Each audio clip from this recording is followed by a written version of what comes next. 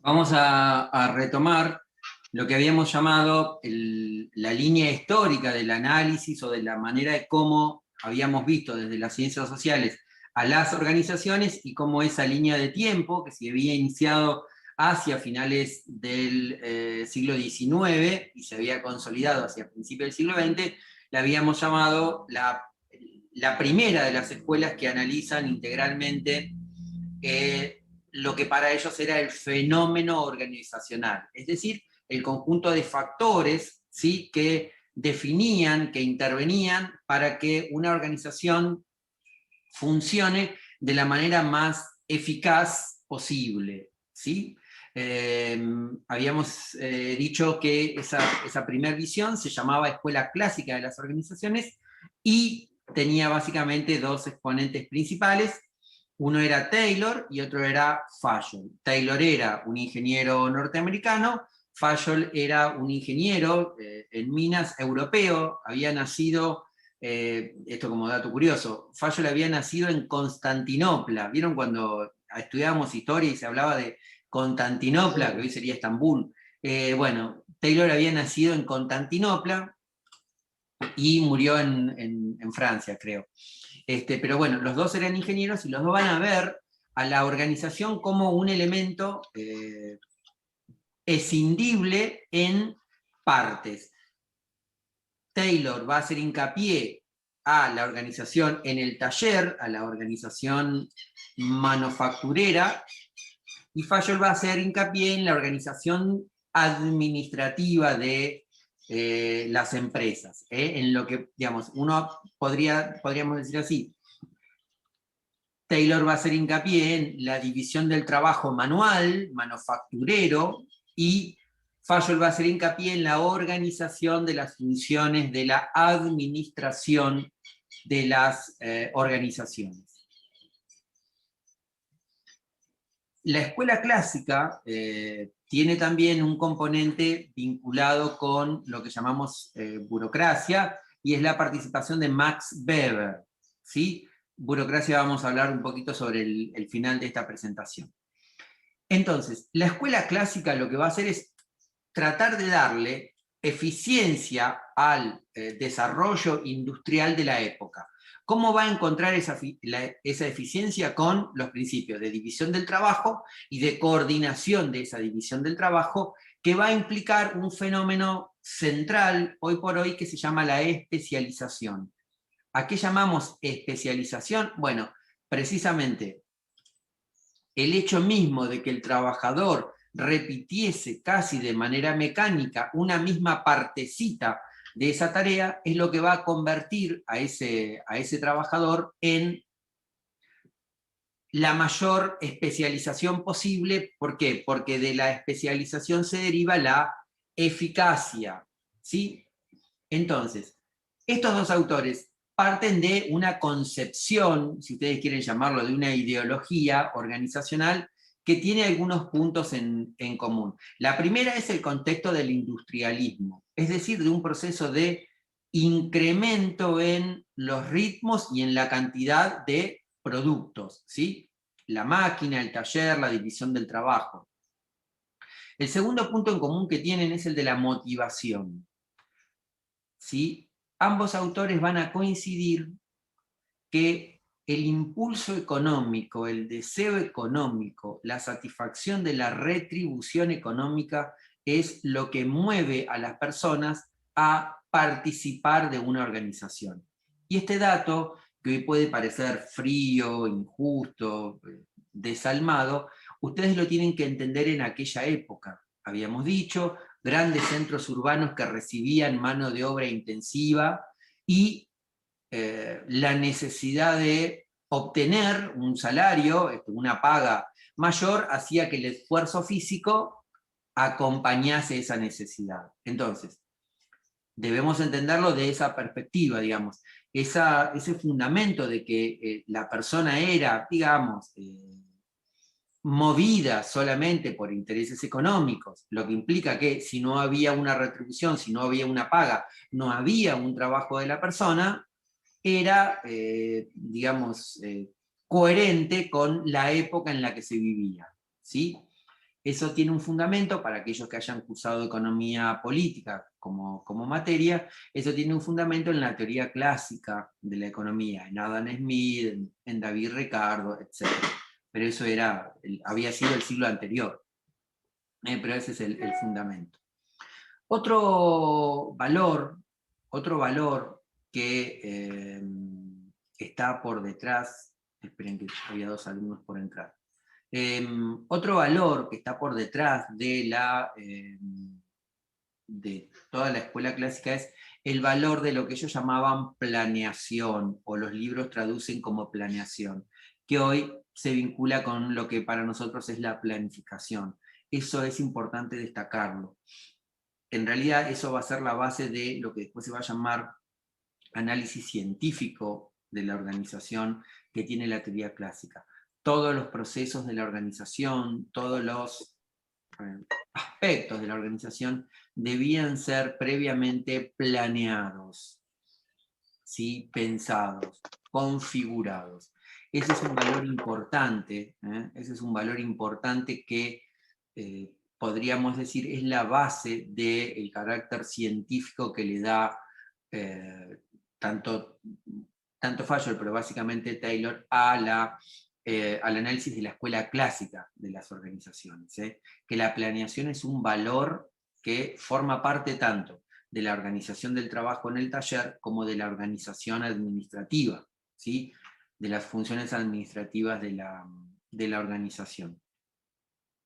Y una consecuencia que va a regir fundamentalmente a partir del aporte de Fayol es que la especialización siempre es una manera eficiente, rentable de dividir el trabajo, ¿sí? Esa idea de que la especialización es siempre una manera óptima de organizar el trabajo va a ser el fundamento después de algo que vamos a ver, que es el de la unidad de mando y el de la unidad de dirección, ¿sí? Así que esos serían, digamos, como las características comunes de la escuela clásica en todas sus manifestaciones. ¿Alguna pregunta o duda? ¿No? No. Ok.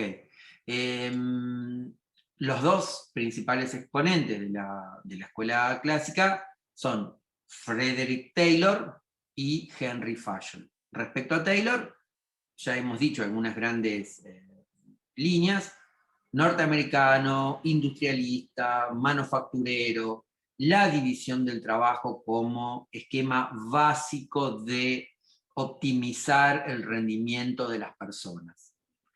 Y acá, si ustedes quieren un dato curioso,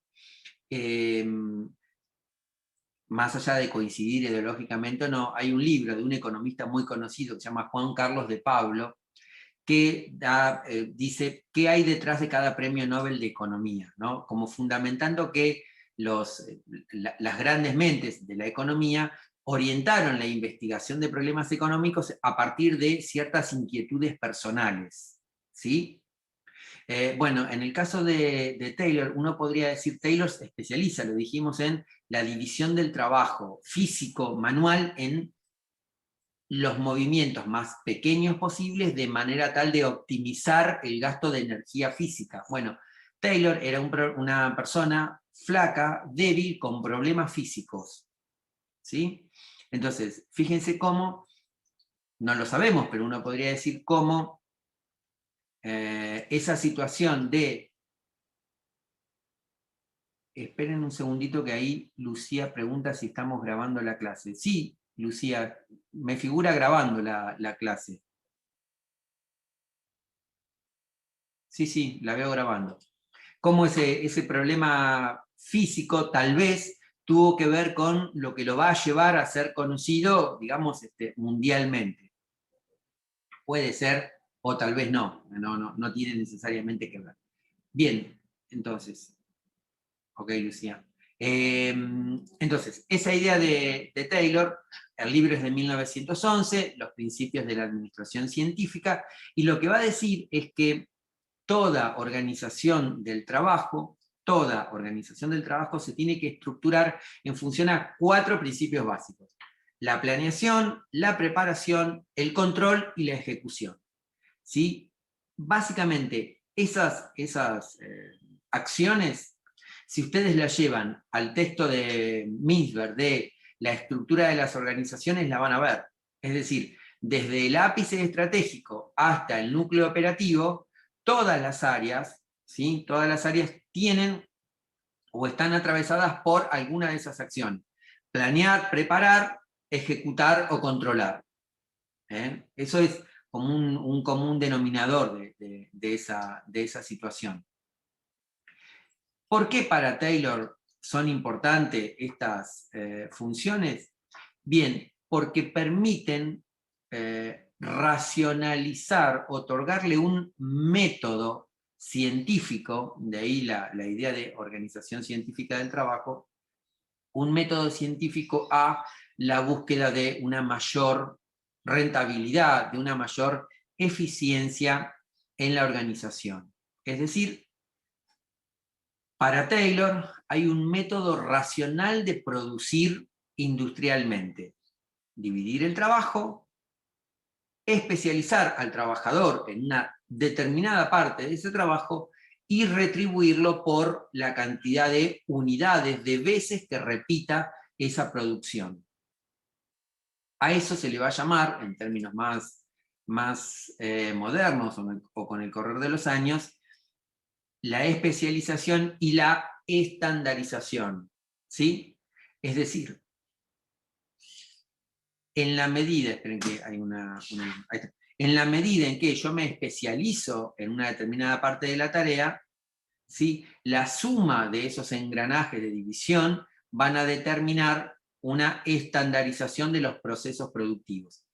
Para que lo entiendan, cuando decimos estandarización, o también de eso habla bastante Mintzberg cuando les habla de normalización, lo que está queriendo decir es que la estandarización o la normalización es la definición sabida, conocida, lógica de cómo encarar un proceso.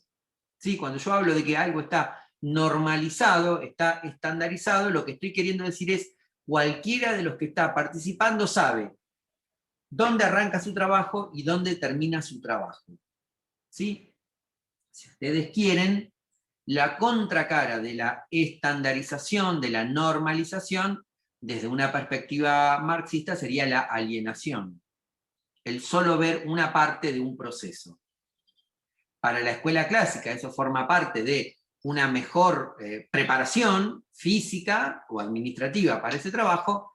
Para algunas teorías críticas, entre ellas las marxistas o las materialistas en general, eso va a formar parte de la alienación del trabajador en relación a todo el proceso productivo. Entonces, el trabajador, y esto puede sonar fuerte, pero hay que entenderlo en la época en la cual la teoría clásica existe, el trabajador es como una especie de máquina que puede optimizarse para acompañar, para acoplar a la máquina que era la protagonista del taller. ¿Sí? ¿El hombre es una parte necesaria? Sí, siempre. Pero el hombre es visto como un anexo, como una parte de esa máquina que le da eficiencia al taller. Obviamente, la variable de ajuste en la máquina va a ser la mejora, no sé, la optimización, el cambio de una pieza para que produzca más, el cambio de un engranaje para que tire más fuerza. La optimización en el hombre, ¿cuál va a ser? La menor cantidad de energía que gaste en ese proceso. Porque si en cada proceso gasta menos energía, le puedo pedir más repetición del proceso.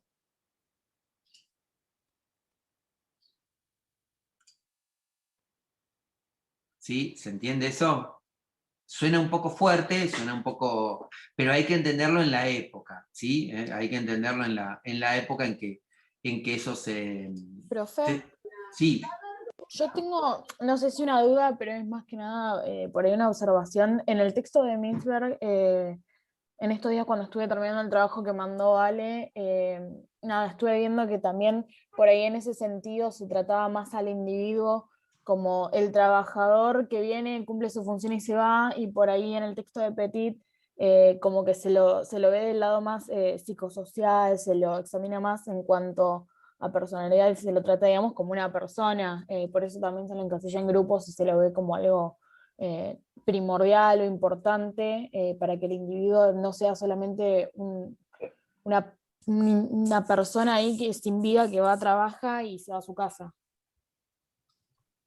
Sí, eso que vos decís es correcto, porque si uno tuviese que decir, bueno, en esta escala, en este esquema que Cioni plantea al principio, de la escuela clásica, de la teoría, de la escuela de la teoría de las relaciones humanas y de lo que planteaba venir después la teoría estructuralista, uno tendría que ubicar a Petit hacia finales de la escuela de las relaciones humanas, es decir, Petit parte no de posicionarse en la escuela clásica, sino de posicionarse en lo que va a venir después, que es la escuela de las relaciones humanas, es decir, la revitalización del rol del trabajador no solamente como un engranaje mecánico, sino como un engranaje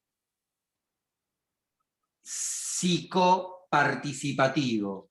Es decir, el trabajador o la trabajadora no participan solo de la producción, no aportan solamente fuerza física a la organización, sino que también aportan un conjunto de fenómenos, vamos a englobarlos así, que tienen que ver más con lo social, con lo motivacional, con las expectativas, con todo eso. Por lo tanto, es cierto, si Petit no te coincide con la escuela clásica, es, a mi entender, que lo entendiste bien.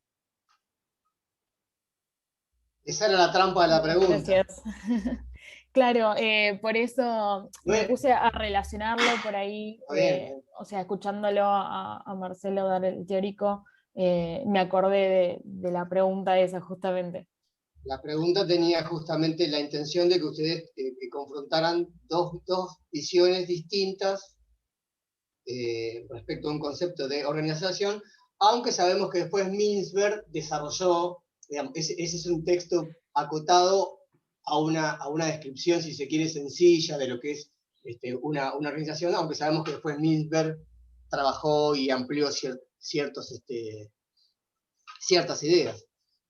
Pero de alguna manera me adelanto, la mayoría vio esa diferencia, que son dos enfoques distintos. ¿Que tienen algunas cosas en común? Sí. Yo entiendo que sí, algunos lo afirmaron, otros no tanto, está bien, fundamentaron esa postura, pero digo, esa era justamente la trampa. Yo siempre hago trampas en las preguntas, si no, no tiene gracia. Una pregunta del trabajo, que tuve una duda y me dio vuelta y me dio vuelta. En la pregunta 3, sí, cuando preguntan lo de Nisberg, ¿explícita o implícita de la organización? Lo hablamos la clase pasada, ¿te acordás? Sí, sí, lo hablaste, pero igual me costó bastante encontrar... Bueno, hagamos una cosa. Cuando estemos en el práctico, lo trabajamos, así no perdemos la hilación de lo que está explicando Marcelo. Dale, porque ahora la compañera preguntó y fue lo... No, está bien. Las dudas respecto no es que lo saquemos a Marcelo del debate, por favor, el profesor Sevillano, no se ofenda. No quiero interrumpirlo, así él puede darle continuidad a lo que está explicando, y después cualquier cosita hablamos todas estas cuestiones. Y puntualmente, yo si querés, después en el trabajo te subrayo eso que vos decís. Bien, ok, yo no tengo problema. Es más, si quieren hacerme la pregunta a mí, háganmela y yo veo cómo, por ahí apruebo también el trabajo práctico. No, ya una malo que yo.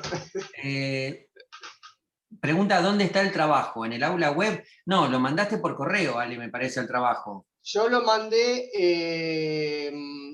por correo por el aula web, a todos, ¿eh?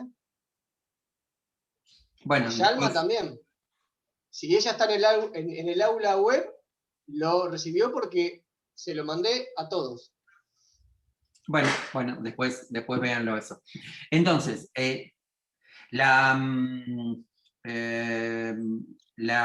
teoría clásica, digamos, tiene esa concepción, esa visión del hombre, puede sonar dura, pero debemos entender que cualquier formato moderno que hoy tenga una organización, un poquito de esa visión va a participar, digamos, ¿no? Es decir, por más que, hasta incluso en las empresas familiares, muchas veces pasa que, más allá del vínculo, de la informalidad, de la horizontalidad que caracteriza una empresa familiar, vamos a hablar alguna clase sobre empresas familiares y gestión de empresas familiares, siempre en algún momento se escapa esa idea, bueno, pero si acá venís a trabajar y con lo que ganás tendrías que trabajar más. Hasta en pequeñas empresas donde todos nos conocemos, eso es un argumento que a veces con bronca o no sale. Entonces, esto que nos parece tan inhumano de la teoría clásica, bueno, seamos honestos, y no necesariamente es algo que se ha perdido, ¿no? Es decir, es algo que también está vigente y que forma parte de ciertas ideas, conceptos o preconceptos que tienen quienes organizan una empresa o quienes manejan una empresa. Entonces, de la escuela clásica y de Taylor vimos algunas consideraciones. El otro exponente de la escuela clásica, recién dijimos, es Henry Fayol. Henry Fayol va básicamente trabajando en organizaciones industriales también, pero va a hacer hincapié en el aspecto administrativo de la organización. Para decirlo mal, si uno tuviese que caracterizarlo así, diría que Fayol le da más hincapié a lo que sería la gestión burocrática, la gestión del papeleo, la gestión de los procesos administrativos de la organización. ¿Cuáles son esos procesos administrativos?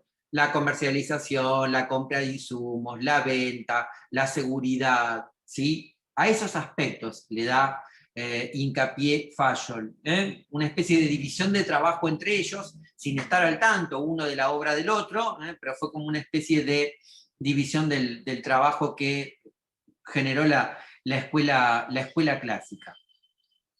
Entonces, Fayol le va a prestar importancia a los aspectos administrativos de la función organizacional. Va a distinguir, no nos importa acá, una serie, un montón, 14 principios que tienen que ver con la administración. Insisto, no tienen que ver con nuestra disciplina, tienen que ver con la organización administrativa de una empresa. Lo importante o lo que lo vincula con Taylor es que le presta importancia a que la idea de eficiencia en la organización está vinculada con la idea de planeación y de estructura. De planeación y de estructura.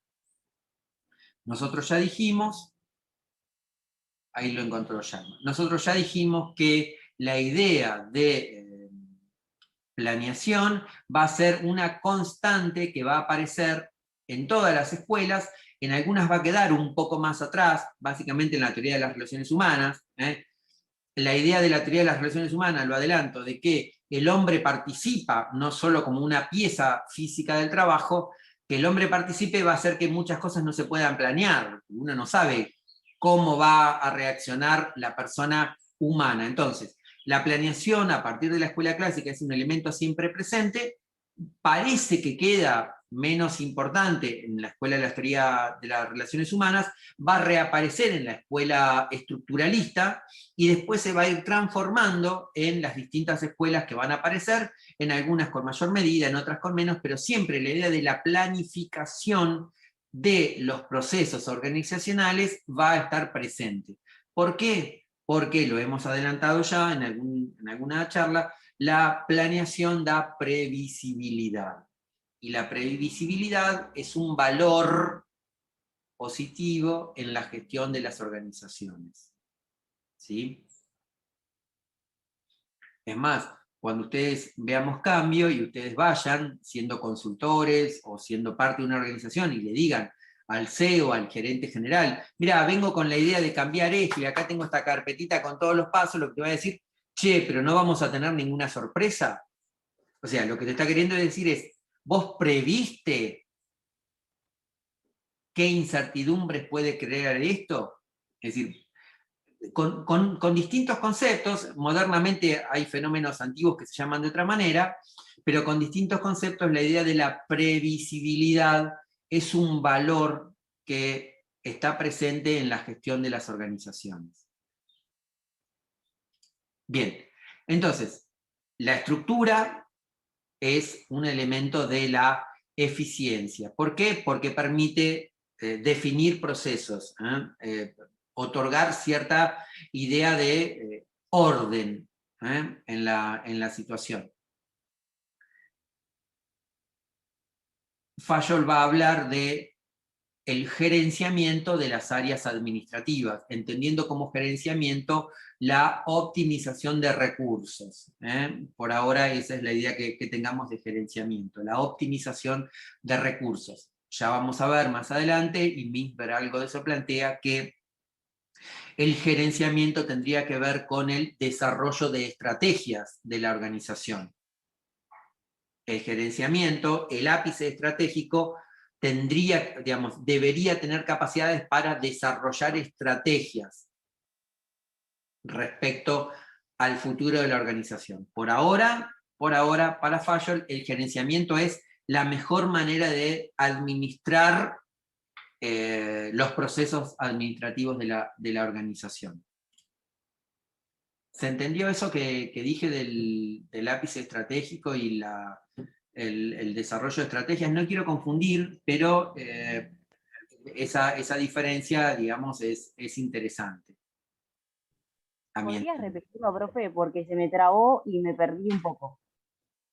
Sí, yo no sé bien cómo lo dije, digamos, pero lo que quise decir es que para Fayol, dentro de la teoría clásica, o sea, en 1920, lo que él llama gerenciar la organización es optimizar las funciones administrativas de la organización. Eso que llamábamos comprar, vender, seguridad, control, etc.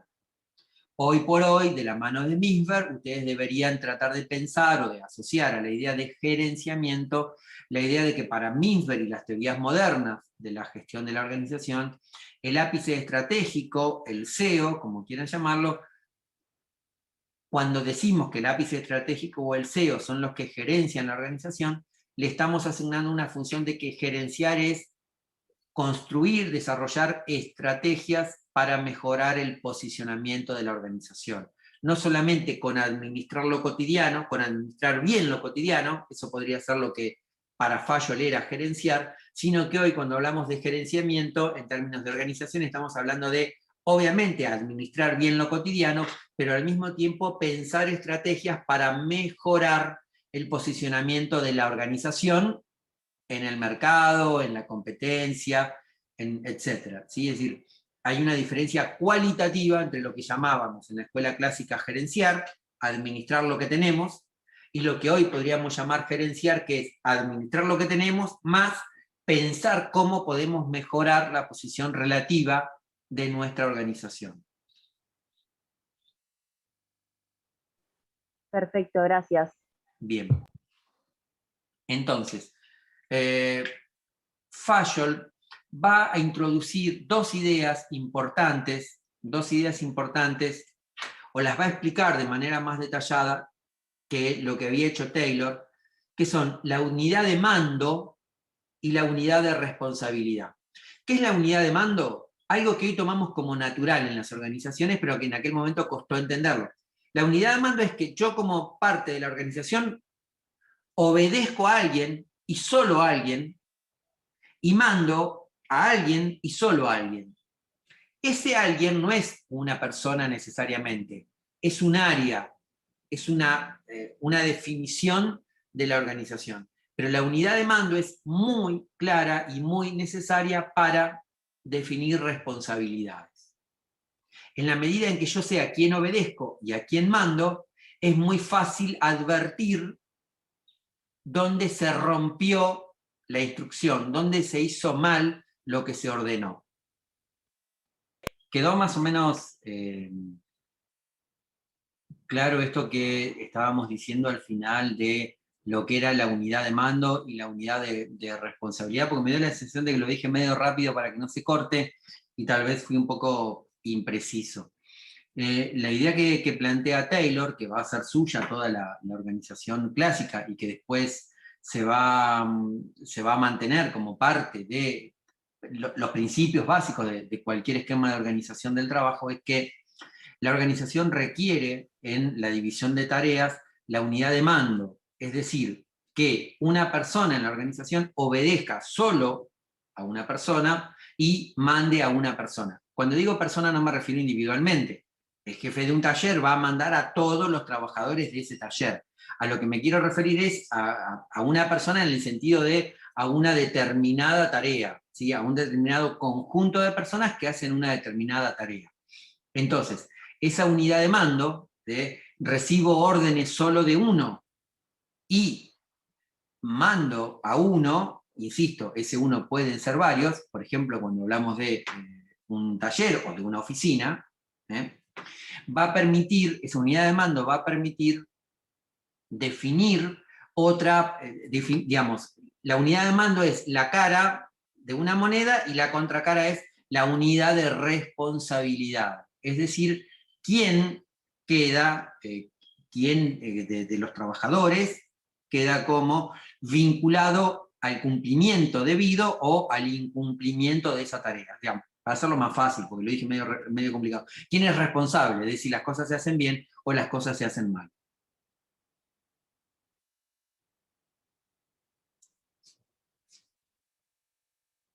Acá hay una aclaración. Nosotros hablamos, medio al pasar en algún encuentro anterior, que modernamente, o digamos, en nuestra época se habla mucho de los procesos de horizontalización en la toma de decisiones.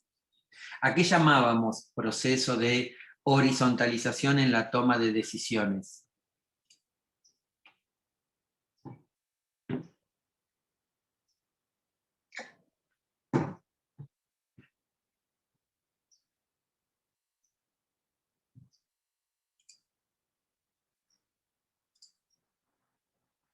¿Nadie? ¿Qué dijo, profe? ¿A qué llamábamos digamos, nosotros dijimos que modernamente las organizaciones tienen como un valor hablar o practicar un proceso de horizontalización en la toma de decisiones. ¿A qué llamamos o a qué podríamos llamar horizontalización en la toma de decisiones? A mí se me ocurre, profe, que una idea o algo que se está planeando llevarse a cabo dentro de la organización se discuta entre todos los individuos, o sea, todos los actores que componen la organización de manera igual, o sea, que todos tengan el mismo poder de la palabra, digamos, ya sea manager o sea, no sé, la chica que limpia, por poner un ejemplo, ¿no? Al menos se me ocurre eso.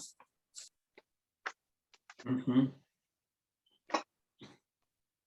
Para el resto.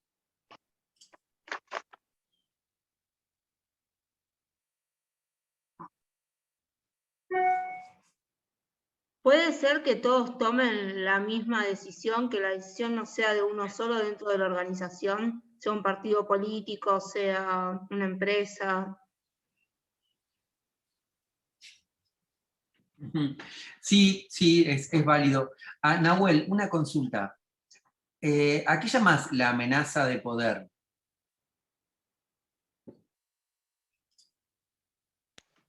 Creo que, como lo que decía en el texto de Petit, creo que era lo de la horizontalidad. Creo que tiene una amenaza de poder. Lo tomo como una amenaza de poder. Bueno, ahora vemos eso. Creo que es como una disputa de poder, a eso lo entendí yo.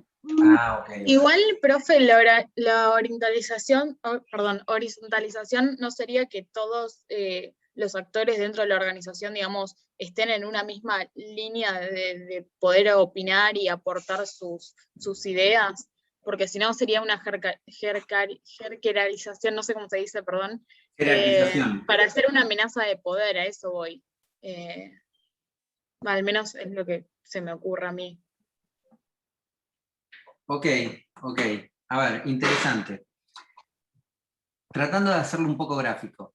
Nosotros, ustedes vieron, queda mal, pero no tengo pizarrón acá en mi casa. No tengo pizarrón directamente. Si no tuviese pizarrón en el aula, podría hacerlo en el aula. A ver, vamos a ver si, no, insisto, no queda de todo bien.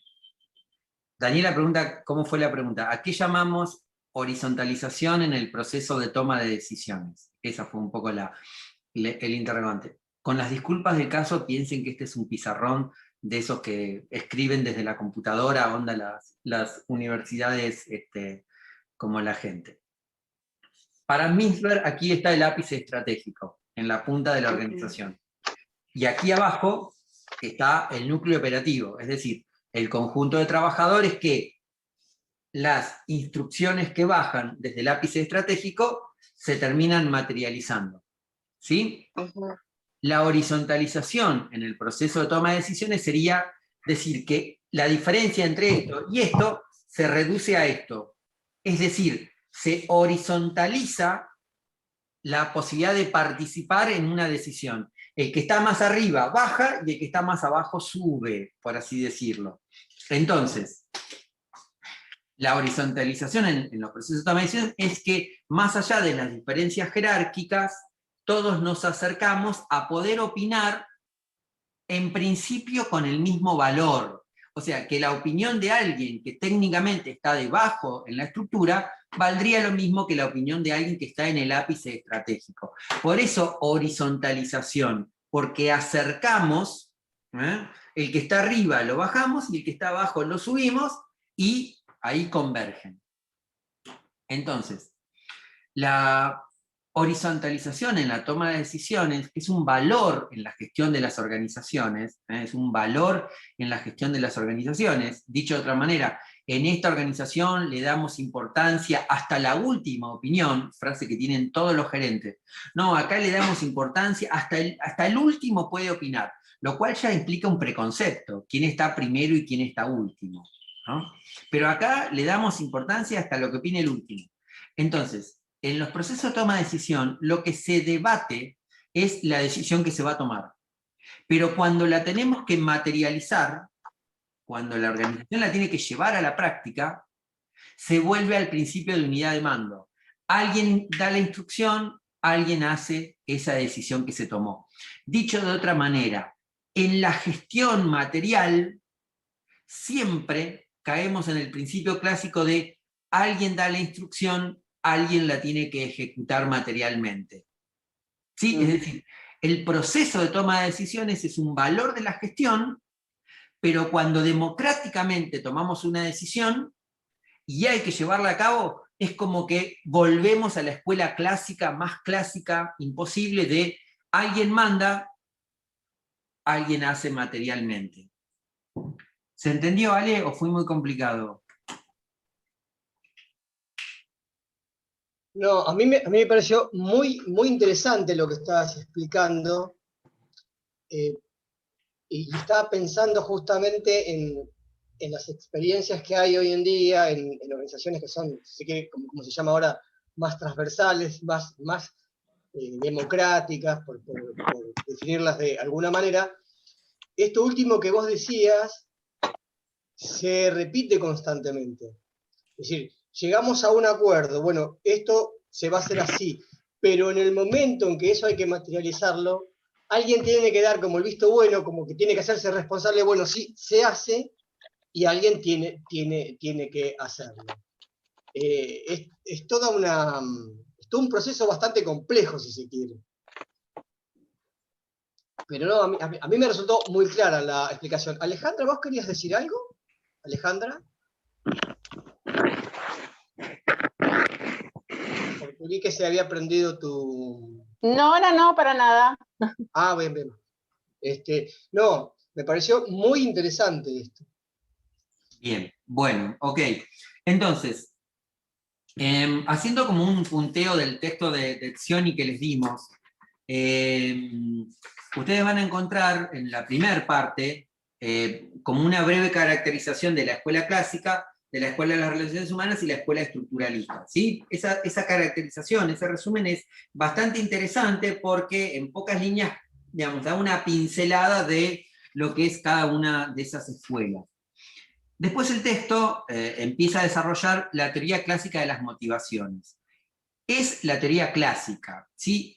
¿Por qué el autor le llama, a ver que hay una cosita, la unidad de responsabilidad? ¿Se explicó? Sí, la unidad de responsabilidad es eso, es decir, yo recibo una instrucción y soy el responsable de llevarla a cabo. Entonces, en la unidad de mando se ve, se advierte la unidad de responsabilidad.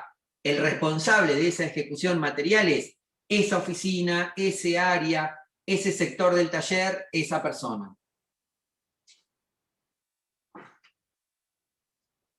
Es decir, la unidad de mando implica necesariamente unidad de responsabilidad. Uno manda, uno hace. Con esta aclaración, cuando digo uno, no me refiero a algo individual. Me puedo estar refiriendo a un sector, a una parte de la oficina, del taller. Entonces, cuando en el texto ustedes tienen teoría clásica de las motivaciones, está hablando de la teoría clásica, de la escuela clásica. Ya sabemos, o lo hemos dicho, que la motivación que está detrás de la participación de las personas en una organización tiene que ver estrictamente con la satisfacción de una necesidad económica, ¿sí? Vamos a ver más adelante, cuando veamos motivaciones, que sería como la primera escala de las necesidades que procuramos satisfacer. La supervivencia, el ingreso para aquellas funciones básicas, elementales. Bueno, la persona va a la organización en busca de un salario, en búsqueda de un salario. El incentivo económico es lo que me permite optimizar el desempeño de esa persona, ¿sí?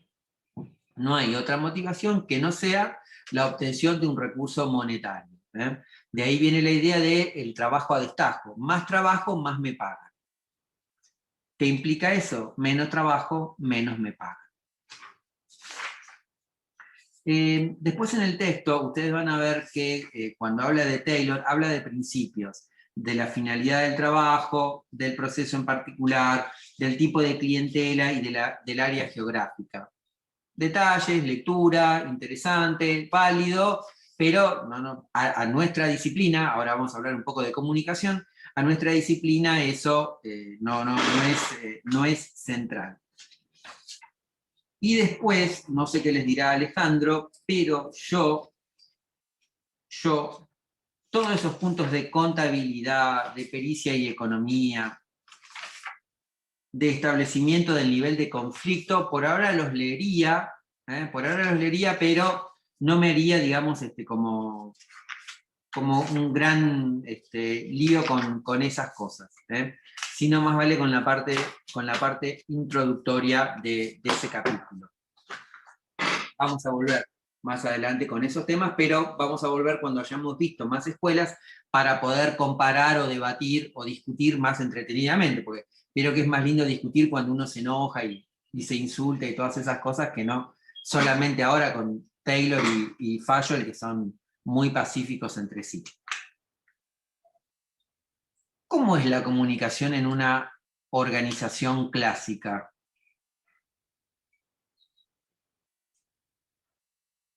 ¿Cómo manejaríamos la comunicación en una organización clásica?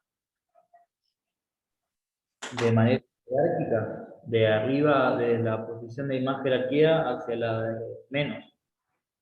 Ok, entonces, lo que Fabricio está diciendo es, una de las características y ahí lo dice Karina, una de las características de la comunicación en las organizaciones clásicas es el verticalismo, ¿sí? Es el verticalismo. Hay un mensaje que va bajando, por así decirlo, como se dice en la jerga, desde el ápice estratégico, desde la cabeza de la organización, hacia abajo en la organización. ¿Qué característica tiene esa comunicación vertical? Ya dijimos, es vertical. ¿Qué otras características tiene? ¿Por qué hoy hablamos de Weber y la burocracia? O dijimos que Weber y la escuela burocrática participaban de, o podían ser encasillados en esta idea de escuela clásica de la organización. Que sea unidireccional sería como una consecuencia de la verticalidad. ¿Sí? Es decir, vertical es unidireccional. El verticalismo no permitiría, digamos, la respuesta, la bidireccionalidad, digamos, no permitiría otra direccionalidad. Pero quiero concentrarme en esto de Weber. ¿Qué otra característica tendrá esa comunicación unidireccional, vertical, de la escuela clásica?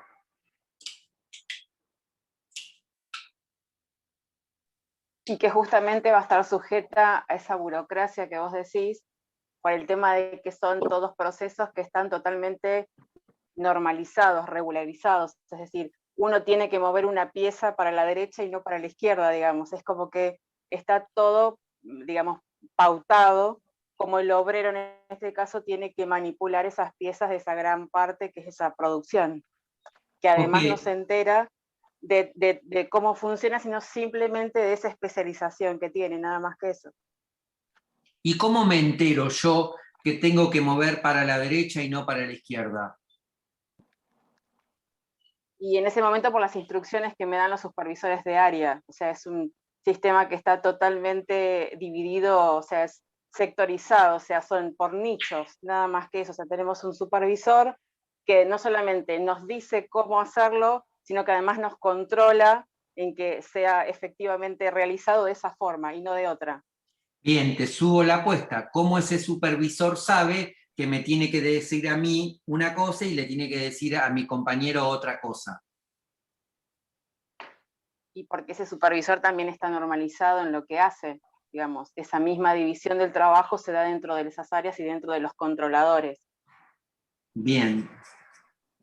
Porque ese supervisor también tiene otro supervisor, y así hasta llegar al, digamos, al ejecutivo, por así decirlo, que es quien va designando los supervisores en cada área que van respondiendo a esas situaciones.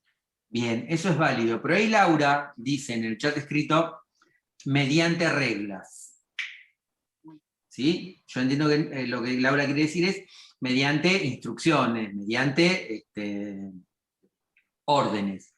¿Qué características tienen esas órdenes?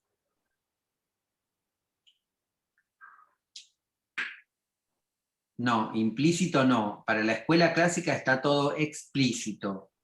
Lo implícito va a aparecer con la teoría de las relaciones humanas, porque lo implícito es lo no previsible, lo que no sabemos que puede estar pasando.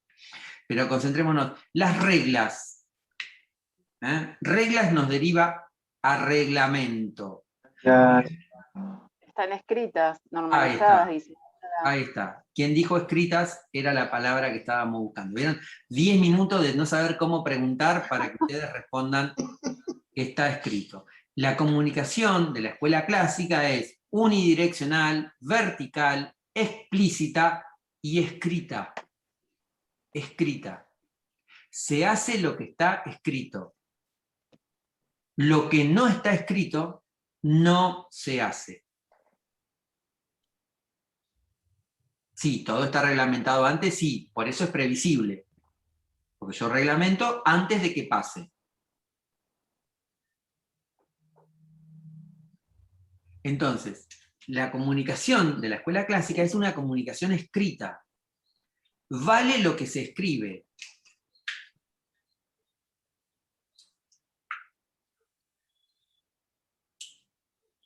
Esto, que nos costó deducir, en la práctica lo sufrimos a diario. ¿Ustedes imaginan, por ejemplo, una maestra o una directora de escuela que no deje asentado en el libro de actas que el nene llegó golpeado a la escuela? ¿El nene o la nena llegó golpeado a la escuela? Imposible. Hay en ciertas áreas, en ciertas funciones, el valor de lo escrito como el valor de lo absoluto. Dicho de otra manera, si no está escrito, no existe en la organización. para bien o para mal. ¿Tiene que ver con cuestiones del derecho eso, Marcelo? Bueno, un principio de prueba elemental es que lo que está documentado es más fácil probarlo. Claro. Porque esto es actual, así es hoy. A mí me pasa eso. Yo muchas veces tengo que dejar asentado ciertas cosas que pasan por escrito, o aunque sea que hoy en día es en un correo formal dirigido a tal persona, o a tal departamento, o a tal área. Sí, sí. A ver, uno podría decir, usando alguna palabra fácil, sobre lo escrito, el margen de duda es muchísimo menor. Claro, claro. Bien. Entonces, la comunicación en la escuela clásica es una comunicación escrita. Lo que yo hago, o yo dejo de hacer, es o porque está escrito, o porque no está escrito. Trato de ser claro, si no se entiende, me cortan. También lo escrito tiene algo vinculado a la seguridad individual para quien está en una organización. Digamos, vamos a usar... Alejandro me dice, Marcelo, ¿por qué no diste este tema cuando diste la clase del jueves 22? ¿No? En un tono imperativo. Yo le puedo decir, mira Alejandro, porque no está en el programa. Entonces, yo no incumplí nada porque el reglamento escrito no me decía que tenía que cumplir con eso. ¿Se entiende? Entonces, lo escrito es lo más previsible de lo más previsible que pueda haber. ¿Por qué ustedes se conectan a las 9:30? Bueno, porque pasamos un mensaje escrito que nos conectábamos a las 9:30. Eso multiplicado por todas las funciones de la organización es la comunicación vertical. Y es explícito. No te escuché. Explícito. Sí, claro. La comunicación escrita es explícita. Ah, entonces lo de Nisbet lo puse. Lo puse. Me están creando una curiosidad con el trabajo práctico de Minfer que se lo voy a pedir a Alejandro y lo voy a contestar yo también a ver si apruebo. Pero... No, porque vos lo contestaste recién y yo pensé que lo había puesto mal y no lo puse mal. Bueno. Me sacaste las dudas recién. Pero no sé si lo puse bien, pero no puse mal lo que me sacaste las dudas. Por ahí contestamos mal los dos, ¿eh? Vamos a frenar algunas ansiedades. Yo hice una pregunta, siempre con trampa, que decía definición y papel de los grupos en la organización. Respecto de Petit. Petit es muy claro, lo desarrollan en el capítulo 1, bueno, ustedes lo leyeron, lo interpretaron, lo ejemplificaron. Y después, un poco para molestar, para chicañarlos un poquito, les puse, ¿qué sugiere el texto de Mintzberg respecto al tema grupos? ¿Aparece explícita o implícitamente este concepto en el análisis del autor? Esto lo habíamos visto la clase pasada. No hay un desarrollo de Mintzberg respecto a grupo, es esto. Pero hay una descripción de las áreas de la organización, de cómo se coordina el trabajo, de cuál es el papel de uno, de cuál es el papel de otro, que evidentemente hace mención implícitamente desde otro lugar y desde otra mirada al tema de los grupos. Está bien lo que pusiste, María de los Ángeles, quédate tranquilo. A ver, ya lo habíamos hablado. Yo lo que quería es que ustedes lo desarrollaran un poquito más y que lo terminaran de consolidar y si querían ejemplificarlo con otra... Yo puse explícita, no puse implícita. ¿Eh? Yo puse explícita, entonces lo puse mal. No sé, no me acuerdo de eso. Bueno, tengo que... Bueno, si lo pusiste explícita, yo seguramente te lo marqué, porque recuerdo que remarqué algunas cosas. Oh. Pero está bien, no importa, es parte de un aprendizaje. Como los chicos, ¿viste? Cuando se confunden. Bueno, pero está bien, está perfecto, está perfecto. Digo, Mintzberg no hace una introducción al tema grupo. Los grupos son estos, se conforman de esta manera, tienen un líder. No. Pero él hace mención cuando describe cómo funciona la organización. Yo después tengo que revisar yo no me acuerdo. Yo sé que te olvidaste de poner algo, pero no importa, no es grave, quédate tranquilo. No, porque él nombró lo de explícito en la escuela, entonces pensé que estaba ahí me confundí. Bueno, no te hagas problema. Después lo vas a corregir y lo vas a ejemplificar. Es una primera práctica para ir viendo cómo vamos a ir trabajando. No se pongan ansiosos. Bueno, pero yo en realidad, y no es por... digamos, si yo hubiera respondido que en Mintzberg los grupos aparecen explícitamente, si yo hubiera respondido que en Mintzberg los grupos aparecen explícitamente, hubiera dicho, porque si bien el objetivo de Mintzberg no es hablar de grupos, el objetivo de Mintzberg es hablar de una estructura y de cómo se dividen las tareas en esa estructura y luego cómo se coordinan, porque no hay división de la tarea sin coordinación determinada en una organización. Los grupos no son el objeto de estudio de Mintzberg por ahora. Por lo tanto, explícitamente no aparecen, pero también es cierto, y sabemos de la lectura de otros textos, que no hay estructura que se aplique en abstracto, sino que la estructura necesita atravesar los grupos para llegar al individuo. Está bien. ¿Sí? Bueno, esa era un poco la idea. A ver, tratar de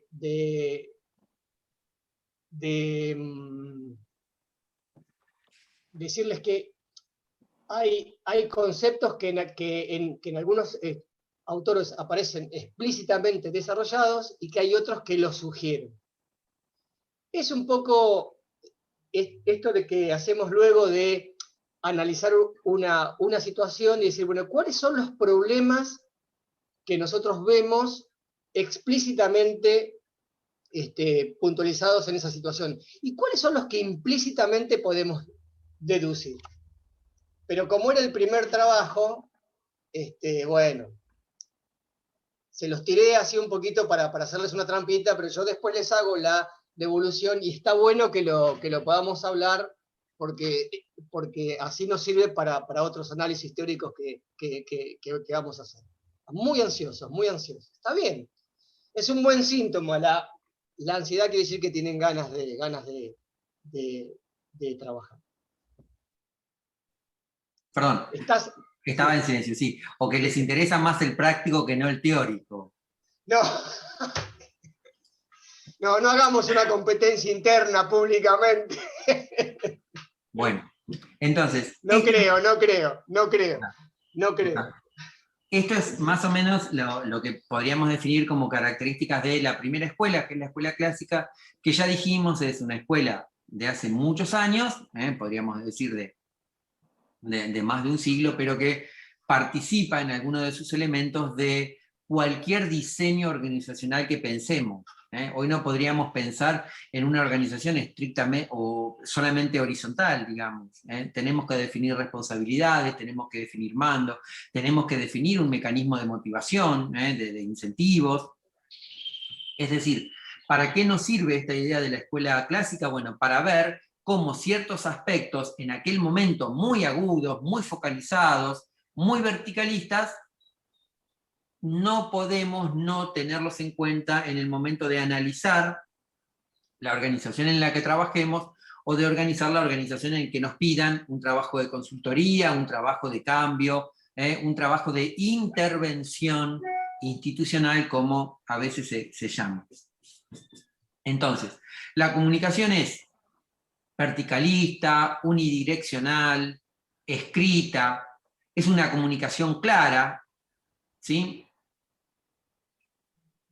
Y todas esas características de la comunicación pueden serlo porque en realidad para la teoría clásica, y lo dice el texto de Etzioni al principio, y pasa un poco desapercibido, pero es nuestra idea resaltarlo, la escuela clásica analiza una organización sin conflictos. Sin conflictos.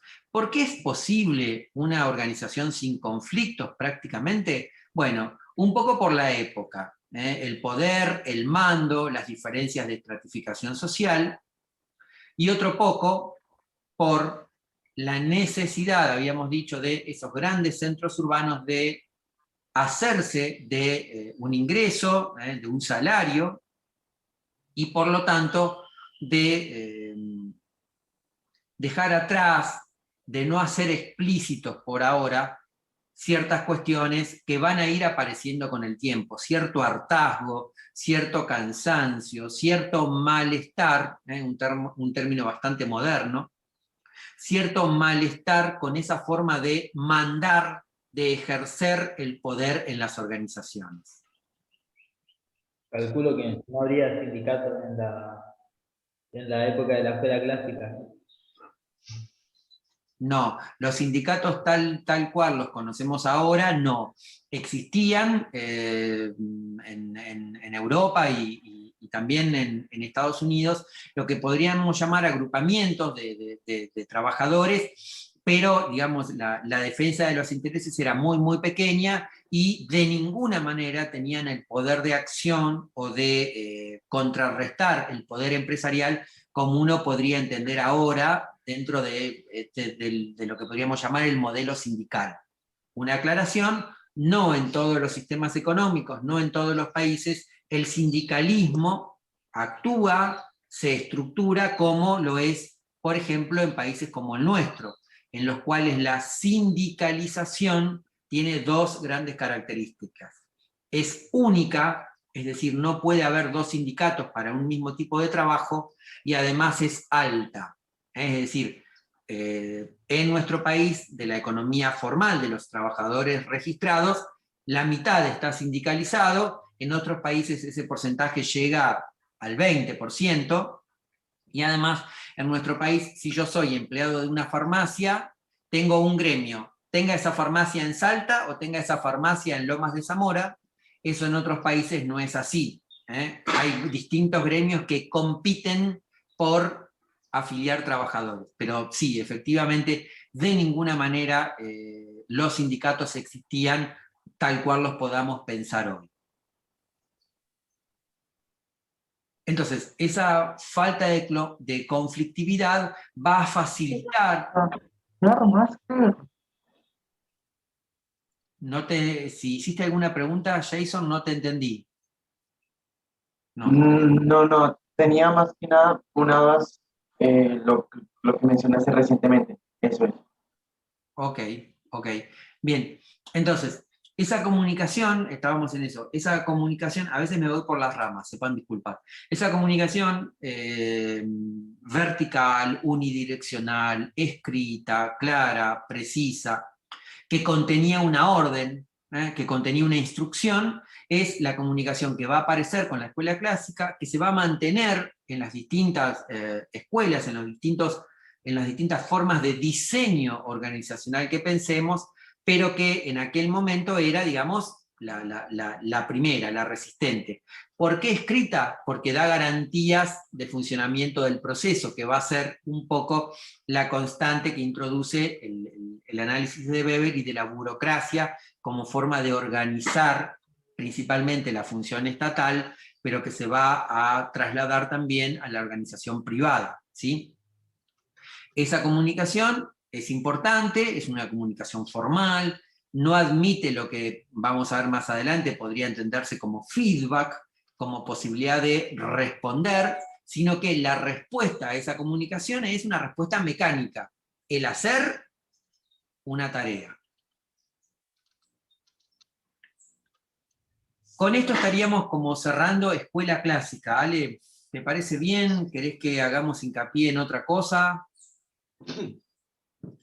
No, creo que con esto lo van a poder leer sin ningún problema. En función de las pautas que vos les diste, creo que no va a haber ningún inconveniente. Y ya tendríamos después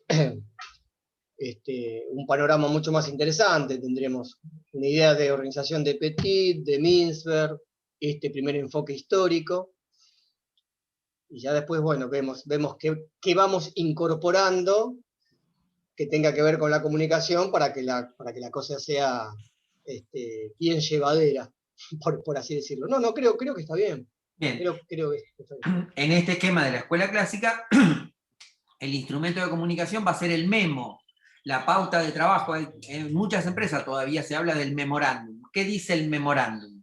Bueno, el memorándum es eso, yo les voy a mostrar alguno, le voy a tachar el nombre de la empresa, pero dice, de fulanito para menganito, y contiene una instrucción. Hágase tal cosa. Bueno, ese es el modelo típico de comunicación de la escuela clásica, ¿sí? El memorándum, la nota, lo formal conteniendo una tarea. En el encuentro que viene, al menos en el teórico, vamos a ver, o vamos a tratar de cerrar Escuela de las Relaciones Humanas, y vamos a empezar a hablar un poquito de la Escuela del Desarrollo Organizacional y ciertos factores más psicosociales que van a intervenir en el análisis de las organizaciones un poco más modernas. Hoy sería el mail eso, porque a mí me llegan correos con ese mismo formato, dirigidos de ¿para qué? Para hacer esto, y son instructivos, pero así perfectos. Es como, es ese mismo formato. Sí, sí. El contenido es formal, el mecanismo parecería muy democrático, porque vos le podés responder, o sea, no te puede negar la respuesta, pero la tarea está, sí. Sí, es eso. Bien, los dejo hasta el jueves que viene, ¿sí?